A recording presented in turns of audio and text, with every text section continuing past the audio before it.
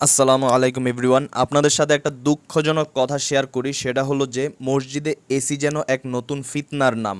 আল্লাহ আমাদের যাদের মসজিদে এসি লাগানোর মতো নেয়ামত দান করেছে এর জন্য আলহামদুলিল্লাহ। গরমের মধ্যে যদি একটু আরাম করে ইবাদত পালন করা যায় খারাপ তো কিছু না, বাট এর কারণে what I have observed that আমরা এক একজন তো এক এক রকমের হয়ে থাকি। কারো বাসায় হয়তো এসি আছে, কারো বাসায় এসি নাই, কারো বডি টেম্পারেচার হয়তো একটু বেশি, কারো কম। এই কারণে কারো কারো এসি চাইরা ফ্যান না ছাড়লে হয়তো গরম লাগে, আবার কারো কারো এসি চাইরা ফ্যান ছাড়লে শীত লাগে।